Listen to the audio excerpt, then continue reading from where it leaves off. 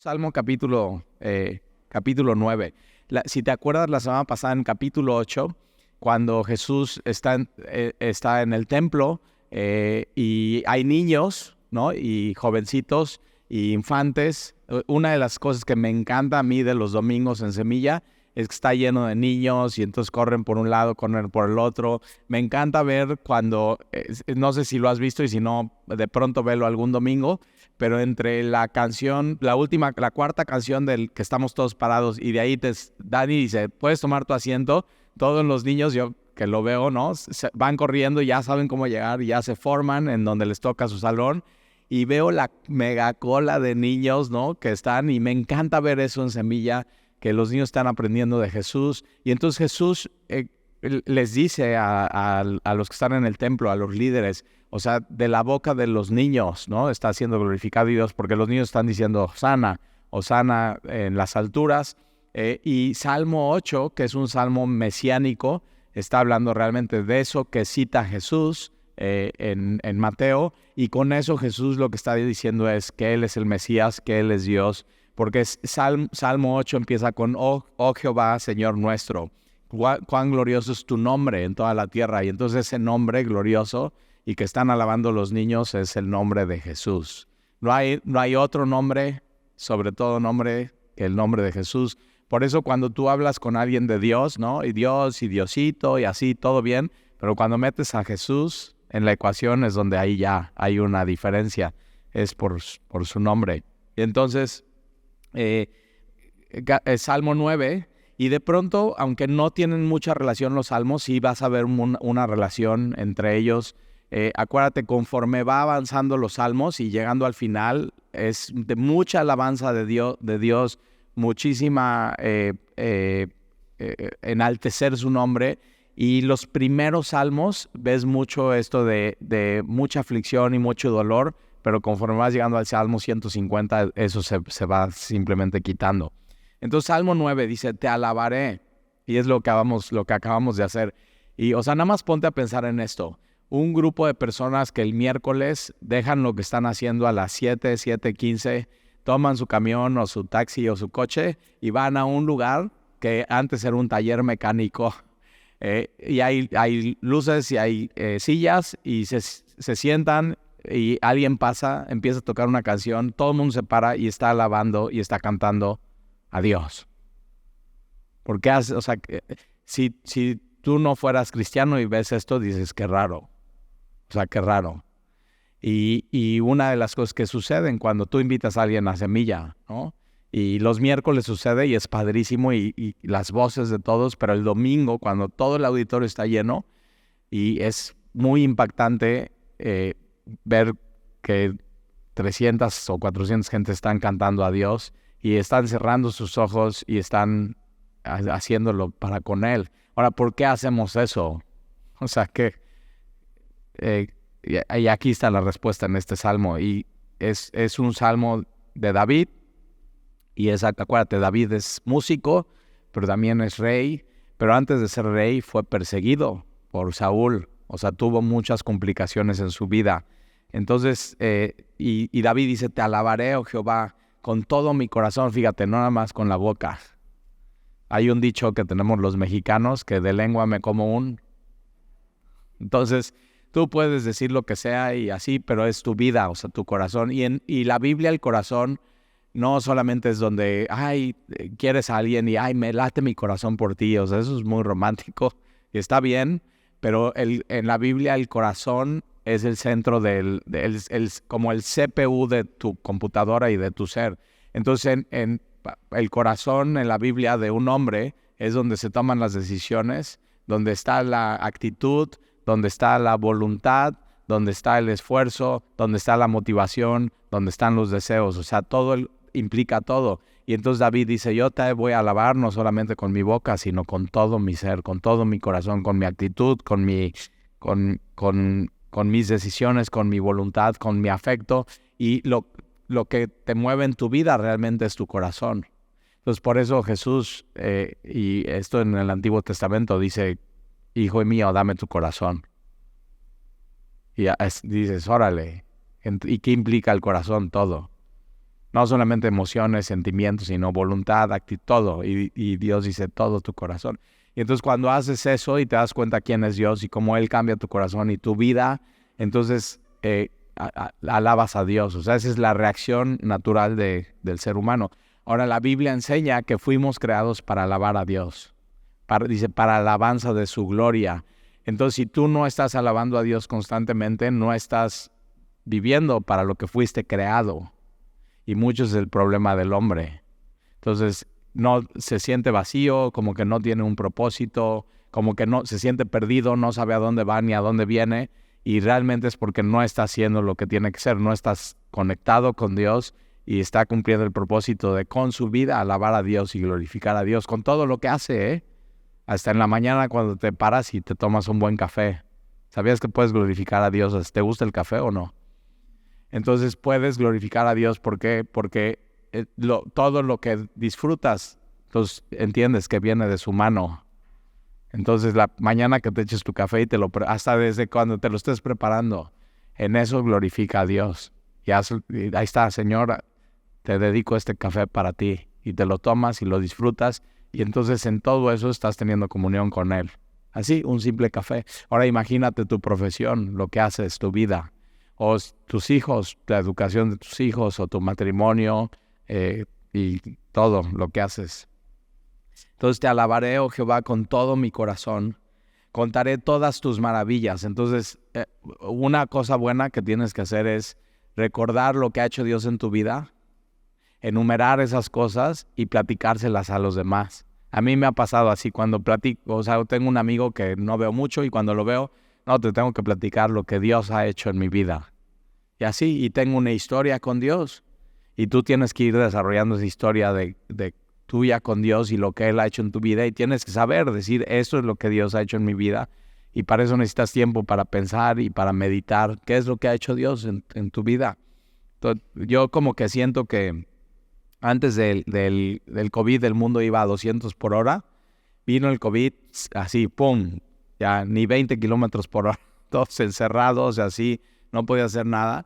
Pero siento que ahora, después de todo lo que pasó, ya el mundo no va a 200 por hora. Siento que va a 400 kilómetros por hora. O sea, entonces tienes que darte cuenta de eso y decir, tengo que tomarme tiempo para pensar en Dios, en mi relación con Él y lo que Él está haciendo en mi vida. Entonces, si te sientes así a 400 kilómetros por hora, bueno, estás en el lugar correcto y piensa en las maravillas que ha hecho Dios en tu vida y en los que te rodean.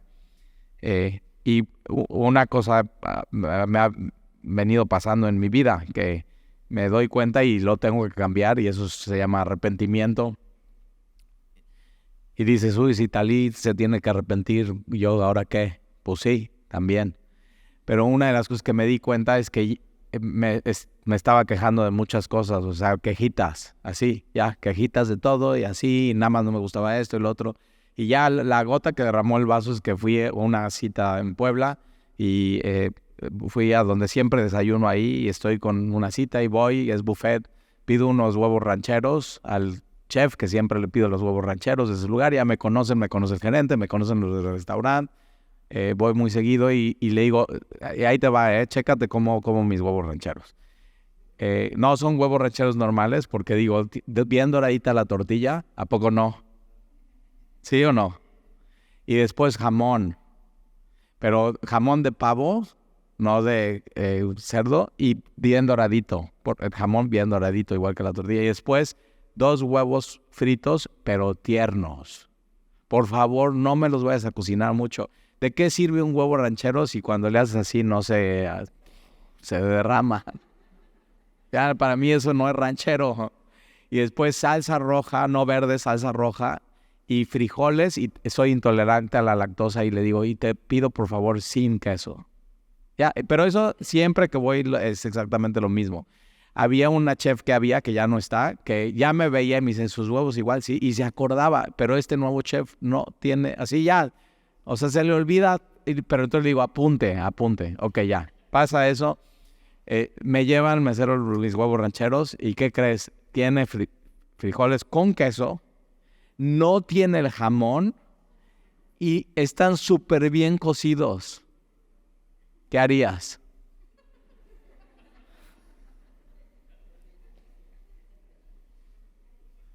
Entonces, agarro este plato, voy, camino hasta ahí y le digo, oye, a ver, saca tu hoja. Saca su hoja y digo, ¿qué dice?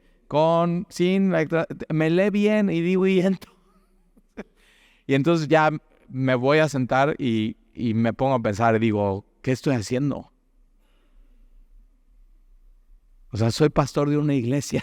Estoy enojándome tan cañón por unos huevos que no están como yo los... Y digo, pues si voy a hacer así, mejor me voy y me los cocino yo. Y ya no me quejo. Pero entonces me di cuenta de eso y ya no estaba enumerando las maravillas de Dios en mi vida. Y entonces me estaba amargando, me estaba fijando de cosas que no me debería... O sea, estaba fijándome más en los huevos que con las personas que yo estaba reunido ese día. Y no me estoy fijando en el chef, que igual le puedo compartir acerca de Dios y dar buen testimonio. Y mal. Tuve que llegar a mi casa con mi esposa y le digo, mi amor, ya, soy un controlador, estoy mal, tengo que arrepentirme. Y entonces dejé de contar las maravillas que Dios estaba haciendo en mi vida. ¿Te ha pasado? ¿Tú también te quejas de tus huevos? Entonces, ¿pero cómo se soluciona esto? Te alabaré, oh Jehová, con todo mi corazón. Contaré todas tus maravillas. Me alegraré. Es todo eso que me pasó, me quitó el gozo, me dejé de alegrar, me sentí mal. Entonces me alegraré y me regocijaré en ti. No en unos huevos rancheros.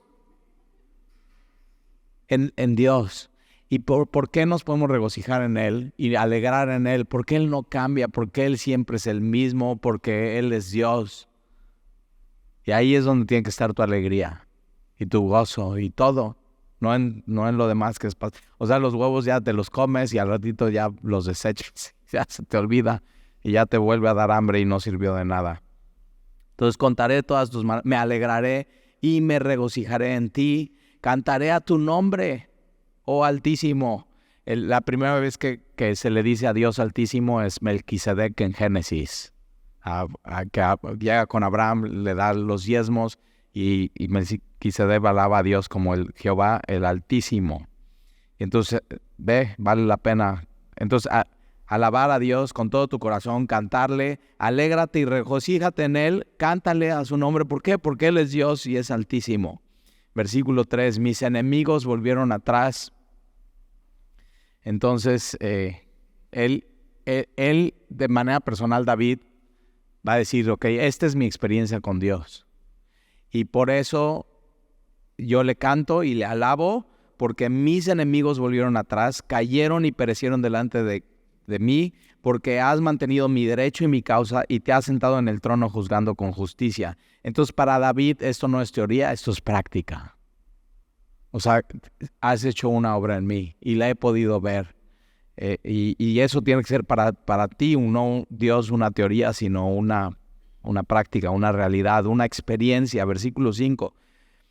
Reprendiste a las naciones, destruiste al malo, borraste el nombre de ellos eternamente y para siempre. Los enemigos han perecido, han quedado desolados para siempre, y las ciudades que derribaste, su memoria pereció con ellas, pero Jehová permanece para siempre. Entonces sí, ciudades, y David lo vio, imperios, ciudades, etnias simplemente de ser borradas, pero Dios permanecerá para siempre.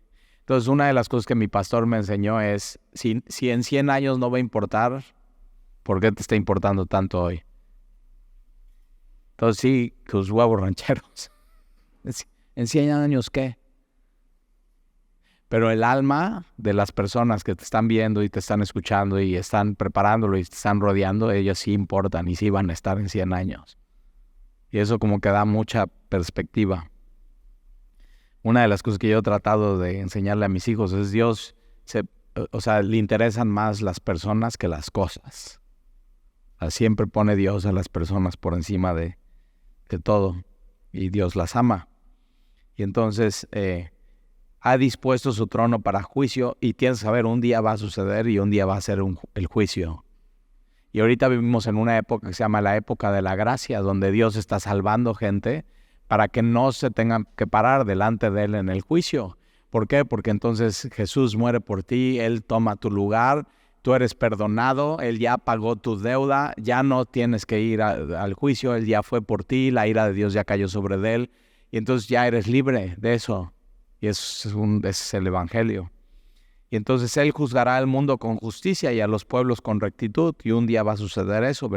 ¿Por qué la gente vive como vive? Porque piensa que no pasa nada, nunca seré juzgado. O sea, todos estamos bien y todos, o sea, todos somos humanos, nadie es perfecto. Así, toda esa bola de humo simplemente para seguir viviendo su vida en pecado. Versículo 9. Jehová será refugio del pobre, refugio para el tiempo de angustia. En ti confiarán los que conocen tu nombre, por cuanto tú, oh Jehová, desamparaste a los que te buscaron. Entonces ves 4 cosas aquí. Dios es refugio. En ti confiarán los que conocen tu nombre, por cuanto tú, oh Jehová, no desamparaste a los que te buscaron. Entonces, refúgiate en Dios, confía en Dios, conoce a Dios, busca a Dios. 4 cosas. O sea, cuando pasa algo en tu vida, ¿a dónde te vas a refugiar? Tienes que refugiarte en Dios. No en el alcohol, no en las drogas, no en una relación, no en una persona. Entonces, refúgiate en Dios, confía en Dios, conoce a Dios. Sí se puede conocer a Dios. Él se revela a nosotros y busca a Dios. Entonces, versículo 11, cuando haces esto, cantas a Jehová, porque cuando te refugias en Él, Él es tu refugio. Cuando confías en Él, Él es fiel. Cuando quieres conocerle, Él se manifiesta a ti y cuando le buscas, lo puedes encontrar. Entonces son promesas de Él. Entonces, cantad a Jehová, enaltece su nombre, que habita en Sión, publicad entre los pueblos sus obras. Son 2 cosas que hacemos miércoles y domingo. Cantamos a Dios y publicamos, predicamos, decimos quién es Dios. Lo exaltamos con su palabra. Versículo 12, porque el que demanda la sangre se acordó de ellos, no se olvidó del clamor de los afligidos, ten misericordia. Entonces regresa David y dice, ten misericordia de mí, Jehová. Es algo una oración que tú y yo tenemos que hacer constantemente. Ten misericordia. Entonces sí, Dios se va a acordar de los que están oprimiendo a los pobres, de los que están afligiendo a los afligidos, pero ten misericordia de mí, Dios. Mira mi aflicción que padezco a causa de los que me aborrecen. Tú que me levantas de las puertas de la muerte para que cuente yo todas tus alabanzas en la puerta de la hija de Sión. Yo me gocé en tu salvación. Ahí está, yo me gocé en tu salvación. Por eso, ¿por qué cantamos? Porque nos gozamos en su salvación. Jesús es nuestro Salvador. Él nos salvó. Versículo 15. Se hundieron las naciones en el hoyo que hicieron, en la red que escondieron fue tomado su pie. Jehová se ha hecho conocer en el juicio que ejecutó. En la obra de sus manos fue enlazado el malo. Los malos serán trasladados al Seol. Otra traducción para el Seol es el infierno. El Gena, el lugar que arde, fuego, azufre. Jesús dice, lloro y crujir de dientes, constante y eterno. Otra, Jesús dice, el abismo. ¿Nunca has tenido este sueño que como que te estás cayendo? Así vas en el precipicio y de pronto y te despiertas y haces, ¿qué te pasa? No, manita, es que me sentía que me estaba cayendo así.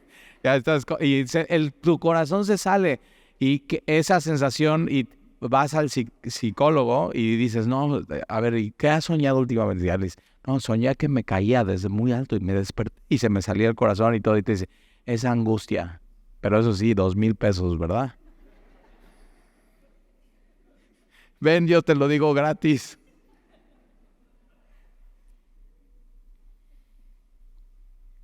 No les eches tierra a los psicólogos. Hay unos muy buenos y cristianos, ¿eh? Pero Jesús dice que el infierno es eso, como una caída pero no termina y es eterna. Qué sensación de vacío, de angustia constante. Entonces, si has tenido esto en tu vida, entrega tu vida al Señor. Y ya. Entonces, los malos serán trasladados al Seol. Todas las gentes que se... Ahí está. ¿Por qué van a ser trasladados al Seol? Por borrachos, no. Por mujeriegos, no. Porque se han olvidado de Dios. Por no tener una relación con Jesús. Ya eso es todo. No quisieron. Así lo decidieron.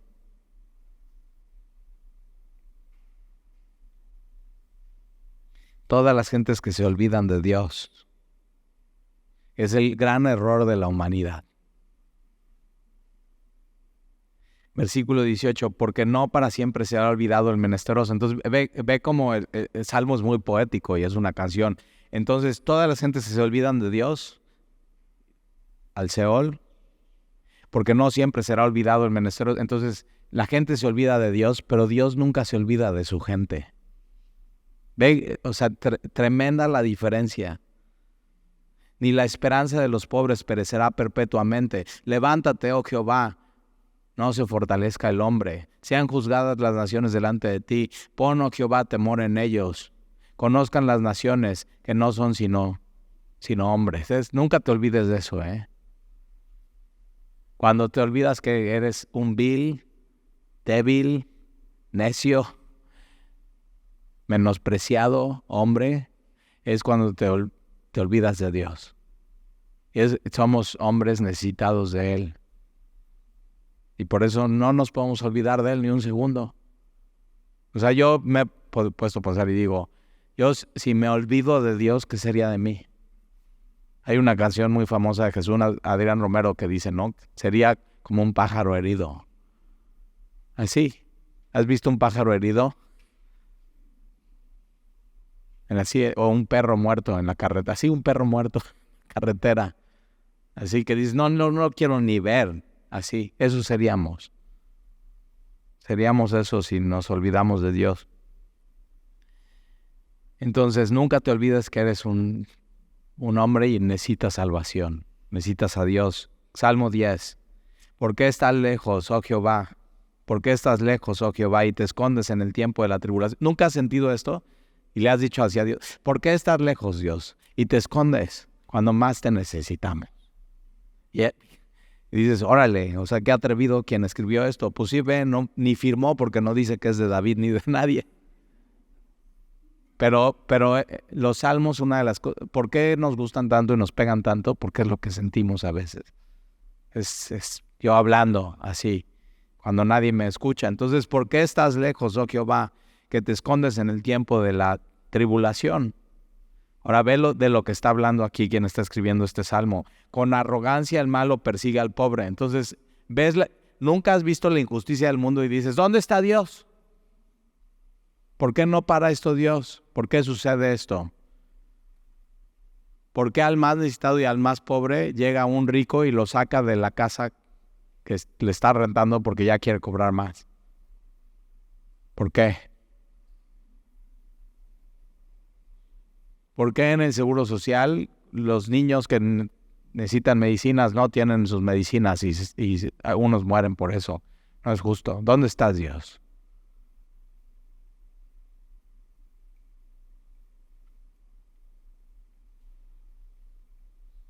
Entonces, con arrogancia el malo persigue al pobre. Será atrapado en los artificios que ha ideado. Entonces, le funciona al arrogante lo que hace. ¿Por qué el malo se jacta y presume del deseo de su alma? Y bendice al codicioso. O sea, el malo bendice al malo. Y después, aparte de todo, desprecia a Jehová. 3 cosas, Está oprimiendo al que no puede defenderse. Está bendiciendo al que es pecador. Y aparte él va contra Dios. Y el salmista dice, ¿dónde estás, Dios? Versículo 4. El malo, por la altivez de su rostro, no busca a Dios. ¿Por qué no buscas a Dios? Por altivo. Porque crees que puedes solo. Por orgulloso. Por eso a veces al hombre, la mujer a veces es más fácil, pero por eso a veces al hombre le cuesta rendirse delante de Dios, por orgulloso. ¿Nunca te ha pasado que vas así en el coche y no conoces la ciudad y vas con tu esposa y dices, ¿sí sabes por dónde vas, mi amor? Y nada más eres hombre, sí, sé. Y no y puedes ir con contrario a eso y todavía te enojas, que dudan de ti.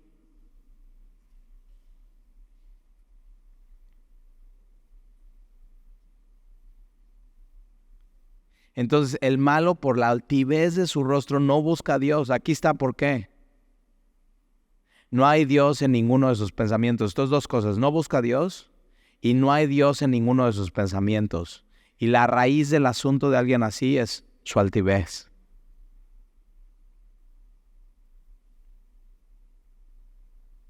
Versículo 5. Y a veces ese tipo de persona dice, no, o sea, los cristianos son cristianos porque son débiles. Están buscando nada más. Y digo, ¿ok? Versículo 5. Sus caminos son torcidos en todo el tiempo. ¿Por qué? Entonces no busca a Dios, no está Dios en sus pensamientos. Regresa al Salmo 9, no se refugia en Dios, no confía en Dios, no conoce a Dios, no busca en Dios. Y entonces todo eso le lleva a que sus caminos sean torcidos todo el tiempo. Tus juicios los tienen muy lejos de su vista, no quieren saber nada acerca de ellos. A todos sus adversarios desprecia y dice en su corazón, no seré movido jamás, nunca me alcanzará el infortunio. No importa, sin Dios me va a ir bien. Versículo 7, llena está su boca de maldición y de engaño y de fraude. ¿Y de dónde sale lo que dice su boca? De su corazón. Pero todo viene de altivez, no buscar a Dios, no pensar en Dios. Por eso, ¿qué tienes que hacer? Buscar a Dios y pensar en Dios todo el tiempo. Y hacer eso limpia tu corazón. Y entonces lo vas a ver reflejado en tu exterior y en lo que sale de tu boca. Llena está su boca de maldición, de engaño, de fraude. Debajo de su lengua hay vejación. Vejación es maltrato y humillación a los demás. Y maldad. Y todo viene de altivez. Se siente más alto que los demás y superior.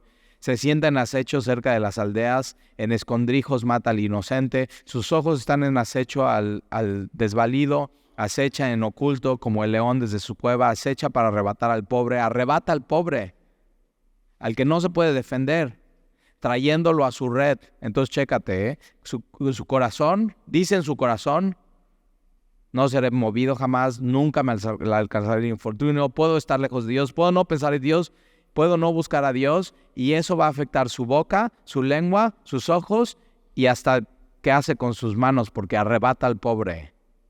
Y ¿qué hace el pobre, el que no se puede defender? Se encoge y se agacha y caen en sus fuertes garras muchos desdichados.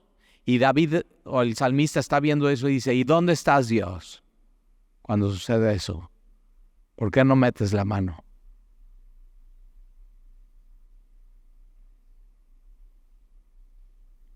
Y mira lo que hace entonces David. Convierte esa frustración, ¿de dónde estás, Dios?, en una oración. Levántate, oh Jehová. Levántate, oh Jehová, Dios, y alza tu mano, haz algo. No te olvides de los pobres, no te olvides de los afligidos, no te olvides de los que sufren violencia, no te olvides de los más oprimidos, ¿por qué desprecia el malo a Dios? En su corazón ha dicho, tú no inquirirás, tú no vas a demandar, no hay juicio, no me va a hacer nada de Dios. Tú lo has visto porque miras el trabajo y la vejación y el maltrato y la humillación para dar recompensa con tu mano. A ti se acoge el desvalido, la víctima, al que le hacen bullying, y tú eres el amparo del huérfano. Quebranta tú el brazo del inicuo y persigue la maldad del malo hasta que no halles ninguna. Y entonces el salmista está, ¿dónde estás? ¿Dónde estás? ¿Dónde estás? Pero ¿dónde encuentras tranquilidad en todo esto? Cuando ves la injusticia, cuando ves la maldad, cuando ves que no debería de suceder eso, cuando ves que gente se aprovecha de gente. versículo 16, en este versículo, Jehová es rey eternamente y para siempre. Eso es. Eso hace que todo lo que pasa en este mundo lo puedas ver desde otra perspectiva.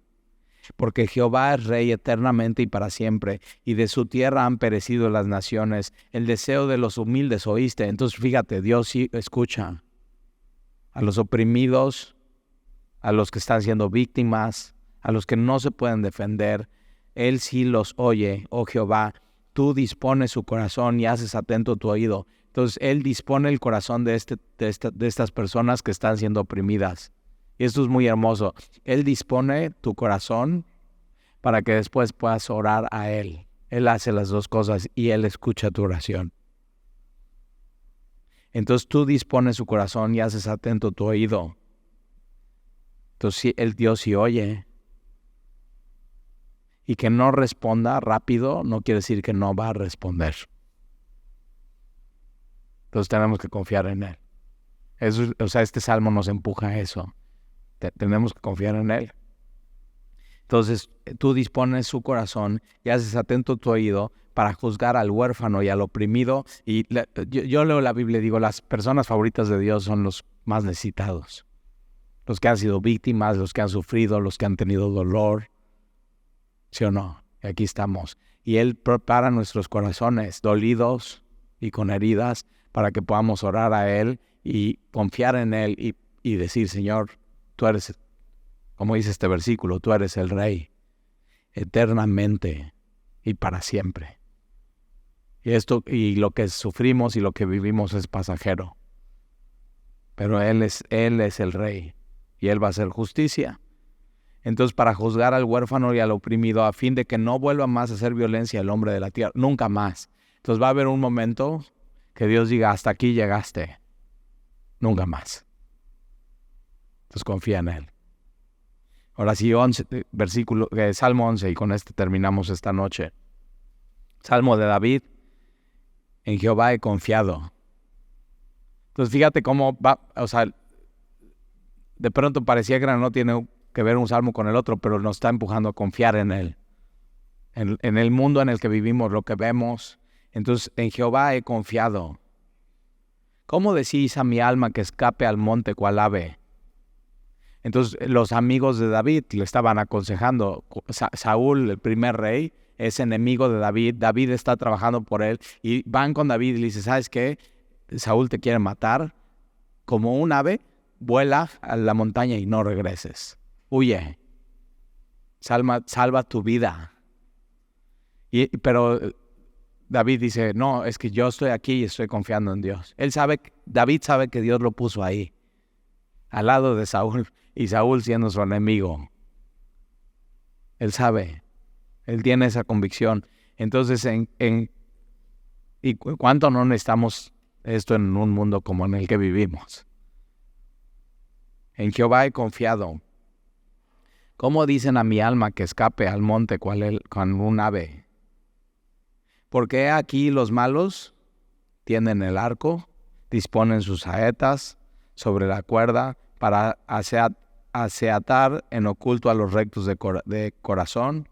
Si fuere destruido los fundamentos, ¿qué ha de hacer el justo? Entonces, y lanza esta pregunta. Ustedes dicen que huya, pero yo he confiado en Dios. Y aunque todos estos estén contra mí, ¿qué debe hacer el justo? O sea, ¿qué es justo hacer en estos casos? Y él contesta, versículo 4, Jehová está en su santo templo, Jehová tiene en el cielo su trono. Ahora, en esta época no había templo, lo iba a construir su hijo Salomón, pero sí había tabernáculo. Y el tabernáculo era una réplica del trono de Dios en el cielo. Entonces, a ver, ¿tengo que huir de mi circunstancia y de mi situación? ¿O tengo que confiar en Dios? Es una pregunta. ¿Qué hago? La respuesta es, Jehová está en su santo templo. Jehová tiene en el cielo su trono. Entonces, Dios no se ha ido, Dios no se ha movido, Él es el mismo. Y la pregunta es, ¿entonces puedo confiar en Él? ¿Sus ojos ven? Sus párpados examinan a los hijos de los hombres. Jehová prueba al justo. Entonces, aquí está la pregunta. ¿Qué ha de hacer el justo? Cuando Dios está en su trono y Dios está en su trono, Dios tiene en el cielo su trono, Dios ve, Dios examina y Dios prueba. ¿Y qué tengo que hacer yo entonces? Él hace todo esto, Dios está, Dios tiene, Dios ve, Dios examina y Dios prueba. ¿Y yo qué tengo que hacer? Confiar. Así. Entonces no huyas, David. El lugar más seguro es donde Dios quiere que tú estés. Y sus amigos, no huye, ve, sal como un ave. Pero él sabía quién le había dicho que se tenía que quedar. Entonces, versículo 5, pero al malo y al que ama la violencia, su alma los aborrece. Sobre los malos hará llover calamidades. Yo digo, yo no quiero que llueva esto en mí. No quiero estar bajo esta lluvia. Yo quiero estar bajo la lluvia de la gracia de Dios. Yo quiero estar bajo su protección. Fuego y azufre y viento abrasador será la porción del cáliz de ellos. Porque Jehová es justo y ama la justicia. El hombre recto mirará su rostro. Y entonces nos regresa Salmo 9. El hombre recto busca a Dios, piensa en Dios, y ese Dios está en su trono, está en su santo monte, ve, examina y prueba a los justos, y en Él podemos encontrar refugio, puedes confiar en Él, puedes conocer y puedes buscar a Dios. Entonces, confía. Si hoy venías buscando así, Dios, ¿qué hago? Dios te está diciendo, mira, yo veo, yo estoy en mi trono, yo no me he movido, yo soy Dios, creador de los cielos y la tierra, yo te hice para que me conozcas y me alabes y me busques. Entonces, refúgiate en mí, déjamelo a mí, confía. Ahí está, suelta, confía. ¿Oramos?